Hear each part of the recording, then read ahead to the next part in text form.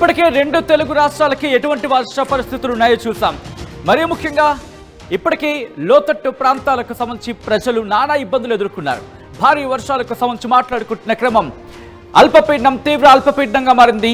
ఆ అల్పపీడనం ఇప్పుడు కాస్త బలహీనపడింది. ఇప్పుడు వర్షాలు తగ్గుముఖం పట్టాయి అనుకుంటే ఇప్పుడు ఇంకో వర్ష సూచన ఉందా? రెండు తెలుగు రాష్ట్రాలకు ఇటు వాతావరణ శాఖ ఇంకో వర్ష సూచన జారీ చేస్తోందా? మరి ముఖ్యంగా ఏ ఏ ప్రాంతాల్లో ఎటువంటి పరిస్థితులు ఉన్నాయి, ఇప్పుడు ఎటువంటి పరిస్థితులు ఉన్నాయి, రాబోయే రోజుల్లో ఎటువంటి పరిస్థితులు ఉంటున్నాయి అనే అంశానికి సంబంధించి భారత వాతావరణ శాఖ ఇంకొక కీలకమైన అప్డేట్ను అందించింది. బంగాళాఖాతంలో మరో అల్పపీడనం ఏర్పడే అవకాశం ఉందంటూ బాంబు లాంటి వార్తను ఇటు బ్రేకింగ్ న్యూస్గా మీరు చూస్తున్నారు. వచ్చే నెల 1-2 తేదీలో కుండపోత వానలు పడే అవకాశం ఉందా? ఇటు ఆదిలాబాద్, భద్రాద్రి కొత్తగూడెం, హన్మకొండ, జనగాం, భూపాలపల్లి, ఆసిఫాబాద్తో పాటు మరికొన్ని అంటే ములుగు, వరంగల్, మెదక్, కామారెడ్డి జిల్లాలో భారీ వర్షాలు కురిసే అవకాశం ఉందా?